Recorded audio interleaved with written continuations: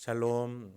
이 시간에 하나님 말씀 속에서 저와 여러분 가운데 평안과 확신이 있기를 소망합니다. 함께 기도로 오늘 말씀을 시작하도록 하겠습니다. 하나님, 오늘 이 시간에 영상으로 함께 예배드리고 있는 우리 행복한 교회 성도님들 한 분 한 분에게 성령 하나님의 조명하심과 또 기쁨을 허락해 주셔서 오늘 로마서 말씀을 통해서 우리의 심령을 더욱더 면밀히 살펴보시는 하나님의 섭리를 알아가고 그 속에서 오늘도 살아갈 수 있는 힘을 얻을 수 있도록 주여 인도하여 주시옵소서.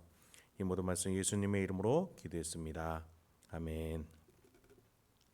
오늘은 우리 로마서 7장 7절부터 12절을 함께 살펴보도록 하겠습니다. 우리가 항상 함께하고 있는 날마다 솟는 샘물 본문 말씀을 따라가도록 하겠습니다. 로마서 7장 7절에서 바울은 그런즉 우리가 무슨 말을 하리요라고 시작하고 있습니다. 그 전에 6절에서 우리가 영의 새로운 것으로 섬길 것이요 율법 조문에 묵은 것으로 아니하지니라고 했습니다. 즉 죄를 알게 해주는 율법을 지키려는 행위로 살지 말라. 예수가 율법을 완성하셨으니 우리는 양심에서 성령 하나님이 알려주시는 자유함 속에 살아야 된다라고 말하고 있는 것이죠. 그런즉 우리가 무슨 말을 하겠습니까? 그 자유함 속에서 어떤 말을 더할 수 있겠습니까? 이렇게 시작하는 겁니다. 그러면 율법이 애초에 잘못된 것이냐라고 반문하는 것이죠. 그게 아니라 율법으로 말미암지 않고는 내가 죄를 알 수 없는 것인데, 즉 율법은 죄를 알게 해주는 선한 하나님의 선물인데 문제는 그 율법을 악용케 하려는 나 자아의 죄가 문제라는 것이죠. 선한 하나님의 율법의 도구를 악용해서 그 율법으로 내가 구원을 이루려고 하는 나 자신이 잘못된 것이기에 바울은 그런즉 우리가 무슨 말을 할 수 있겠습니까? 이런 의미로 시작을 하는 겁니다. 그러면서 바울이 그 다음에 탐심이라는 단어를 등장시킵니다. 7장 7절 하반절에 곧 율법이 탐내지 말라 하지 아니하였더라면 내가 탐심을 알지 못하였으리라 라고 되어 있습니다. 율법을 지킴으로써 자기 스스로의 상태에 대해 합리화하려는 것 자체가 탐심이라는 것이죠. 골로새서 3장 5절에서 탐심은 우상숭배라 하였습니다. 자기 자신의 구원을 스스로 얻어내려는 탐심, 곧 자기 자신을 우상숭배할 수 있다는 것을 바울은 오늘 로마서에서 말해주고 있는 겁니다. 그러면서 율법이 탐내지 말라.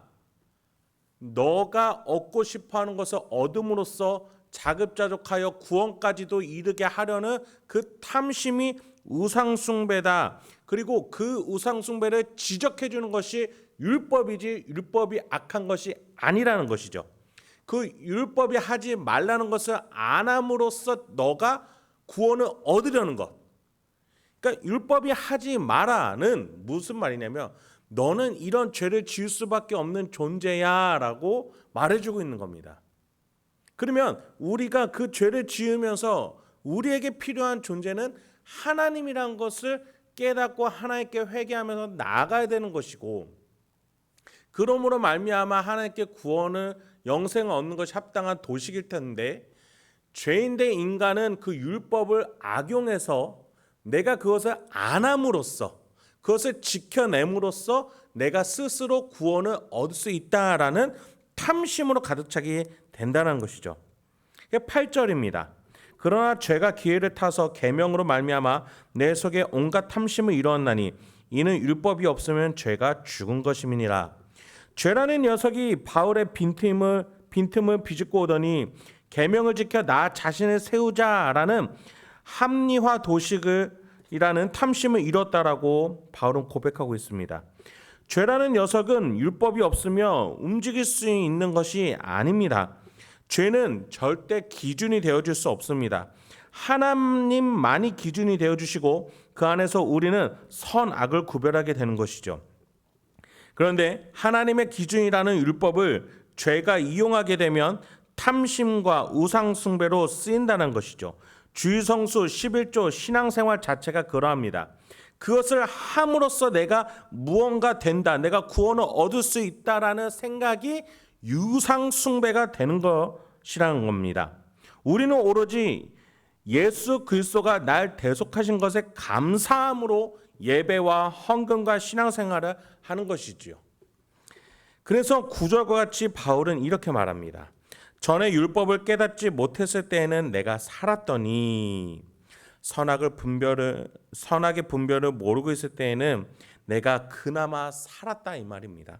그런데 그 뒤에 계명이 이름에 죄는 살아나고 나는 죽었다. 선악의 분별이 일어나고 알게 되니까 죄책감에 나 자신이 살아날 수가 없다라는 겁니다. 죄책감에 휩싸인 죄인이 죽을 수밖에 없었다는 겁니다. 여러분, 죄 짓기 이전의 아담의 상태는 하나님이 만들어주신 그대로의 형상 모습 그대로 속에서 행복하고 하나님과의 온전한 관계 속에서 자유하고 그 속에서 하나님 주시는 모든 풍요를 누렸습니다. 그런데 하와를 따라서 그가 선악과를 베어 물어서 하나님 앞에서 죄를 지었을 때 그때의 그 아담의 상태가 어땠습니까? 아담의 상태는 선악의 분별을 알게 되니까 부끄럽고 두려워 숨으면서 죄책감이 드니 그것을 하나님과 하와에게 돌렸던 것을 여러분 기억하십시오. 그리고 그 죄책감에 휩싸인 죄인인 우리조차도 아담과 똑같이 10절처럼 바울처럼 탄식하게 됩니다. 생명에 이르게 할 그 계명이 내게 대하여 도리어 사망에 이르게 하는 것이 되었도다. 선한 율법조차 사용할 수 없는 죄인의 무기력한 탄식이 되는 것이죠.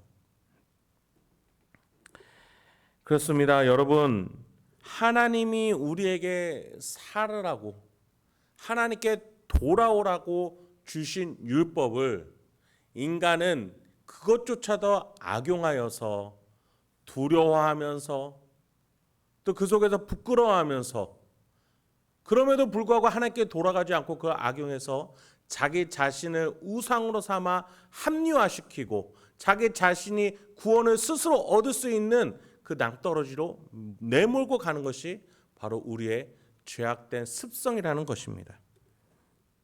그래서 바울은 11절에서 이 죄의 특성을 낱낱이 말해줍니다. 죄가 기회를 타서 계명으로 말미암아 나를 속이고 그것으로 나를 죽였는지라. 여러분, 신학자들이 죄를 설명할 때 죄는 주전자의 구멍이다라고 비유를 들곤 합니다. 여러분, 주전자가 없으면 주전자 구멍이 있을까요? 없을까요? 네, 없죠. 주전자가 있어야 주전자 구멍이 있는 겁니다. 죄가 그러합니다. 죄는 그 자체로 없는 존재입니다. 그런데 우리가 하나님을 배반하고 하나님을 떠남으로써 죄가 나타나는 겁니다. 빛이 없어서 어둠이 생기는 것이지 어둠이 본래 있는 것이 아닌 것처럼 말입니다. 그 죄는 결국 우리가 만들어낸 하나님을 멀리 떠남으로 인해 나타난 것이라는 거죠. 근데 그 죄가 우리를 속이고 우리를 죽입니다. 그래서 우리는 죄를 이기기 위해서는 하나님의 도우심이 필요합니다. 제가 말씀드렸죠. 그 죄는 누구입니까? 결국 그 죄는 바로 나입니다.